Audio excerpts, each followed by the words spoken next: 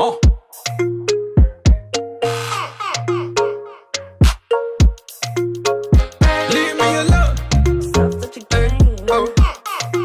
am Epule Cameroonian actor.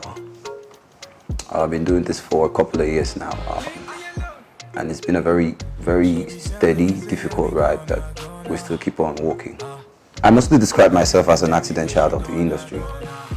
Fresh out of the University of Yaoundé 2, I stayed in the house for a year. I had this dream.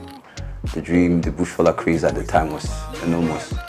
I was thinking about getting to a big bird, staying in the United States or in the UK, and being this big shot, pictures on Facebook. At the time was high five.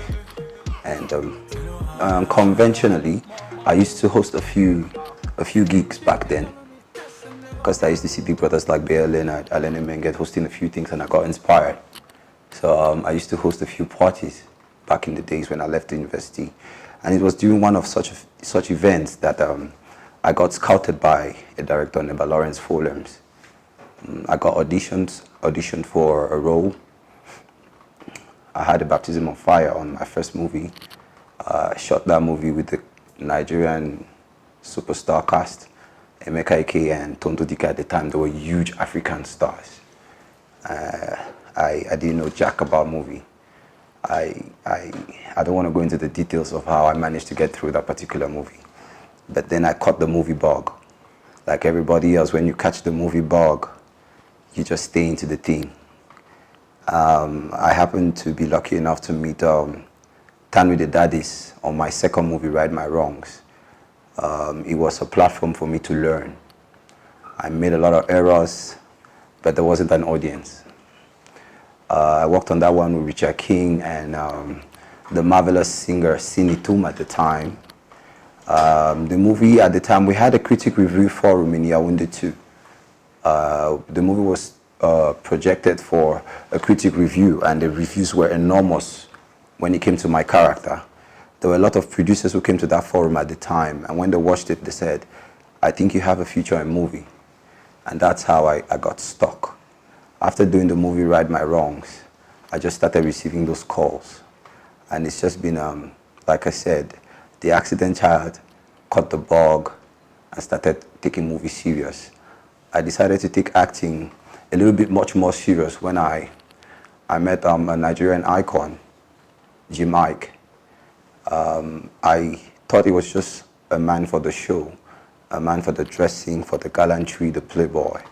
But when we did about 3 movies together, I realized that the guy was very deep actor, very smart human being.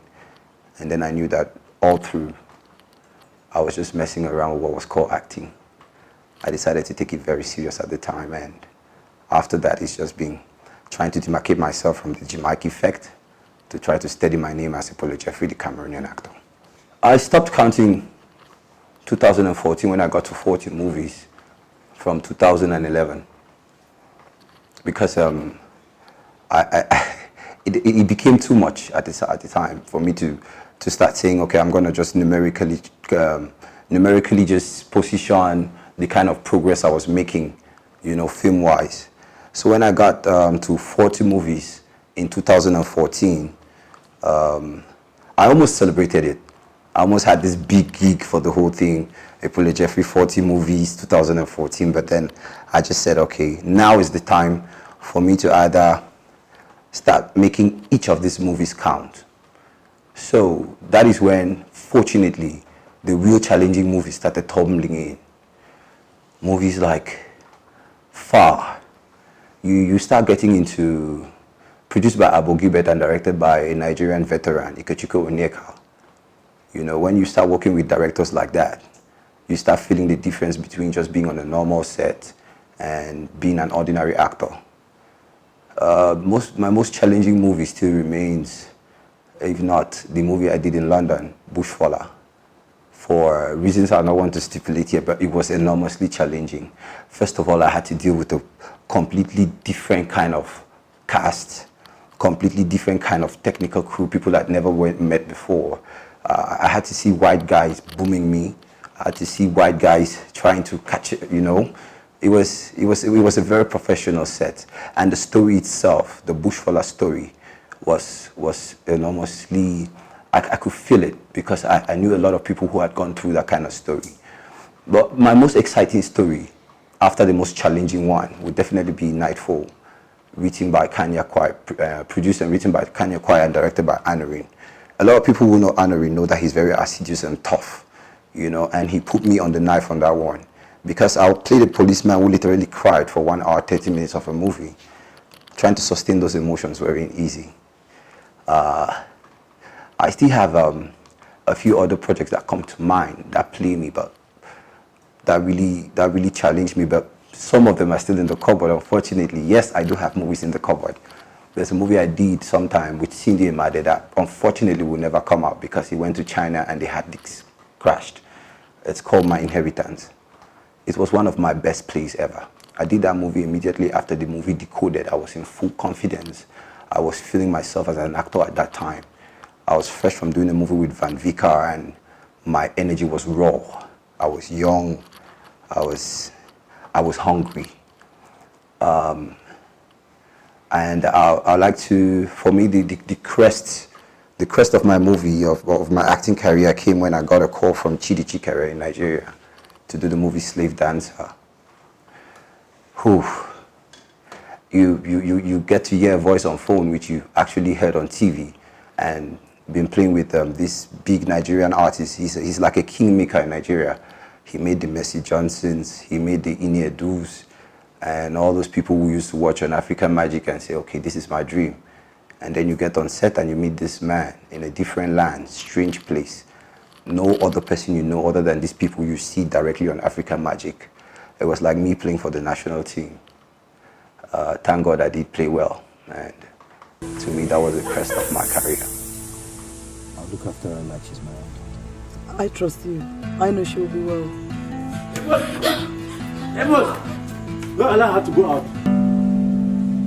I did not rape Naka. I didn't. My investigation is actually showing sign that you raped Naka. I am sorry. Be aware of who you're dealing with before taking sides.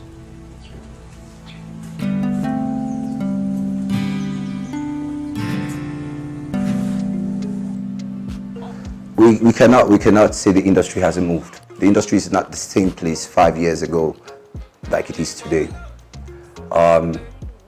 It has been a very long and difficult ride for those people who have been participative in the industry, not just as actors, not just as writers, not just as producers, but everybody who's been into the movement. The most challenging thing in itself is that most film entrepreneurs do not make money, but for some reason they keep hanging there. I've been privileged to see a lot of them start. I've seen them do projects for 100,000, for $1 million. I've been privileged to see these people go to the biggest stage on Africa and celebrate themselves from nothing. We come back with accolades and people ask, how much did you bring? But they do not know the motivation and gratitude and gratification that comes with some of these trophies. When Alene Menga did Warencha, Return to Batibo, you could see the dichotomy and the difference, the major difference from the man who did Warencha to the man on that African stage who was talking about peace for Cameroon. You see how movie influences the comportment and the grandeur of how majestic movie is. When Kanye Kwai came back from the United States and did the movie The African Guest, and 5 years later, 5 years later, just like I said, he did A Good Time to Divorce for his first directorial debut. He made marvelous waves. Best screenplay, best shots, best story, best writer, best art director by Anorin, somebody who's been there forever. The movie industry has not been racking in money, but it has been racking in major successes from the time of Nina's Diary to the time of A Good Time to Divorce. To us, sometimes it's not about how much we make. To us, the successes is the smile we put on Cameroonian people's faces, to stand there among the giants of Africa and say, we too have our own story. We too can talk and challenge anytime. The industry is abound with a lot of talent, technically speaking, and artistically speaking. I've seen people like JD do a 1-minute film with Raf Obi Tambe with nothing.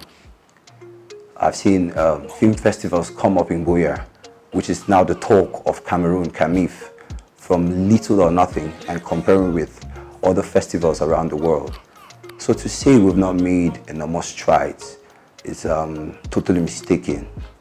The growth is there because I see a lot of people, a lot of young people wanting to join the movement, wanting to become actors, wanting to become actresses.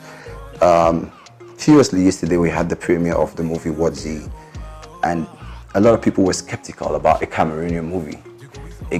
Once again, we have a premiere. We don't see these movies. We can't talk about our movies. Like I said, 5 years ago it's not the same thing 5 years today. Today we have a platform like My Movie. 5 years ago we did not have this. I remember 10 years ago, or is it some 15 years ago when Africa Magic started, it was majorly the same concept.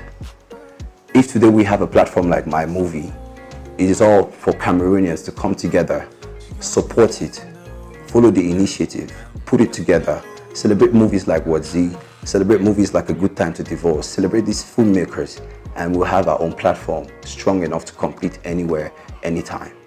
So we've made waves, we're getting stronger, we're getting better. The industry is not the same. A little less in front of the camera, a bit much more behind the camera.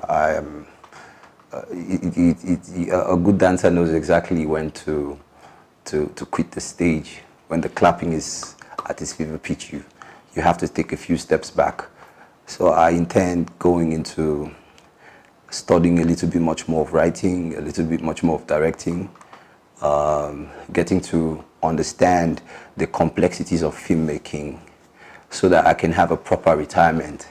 I cannot count on being the angry Epule Jeffrey forever.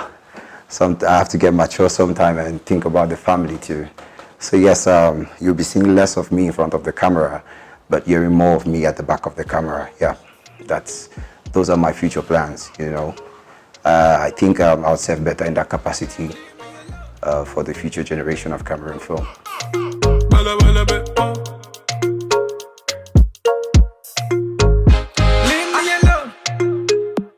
She be telling me, say, yeah, be gonna. La baby me dit que je suis gonna.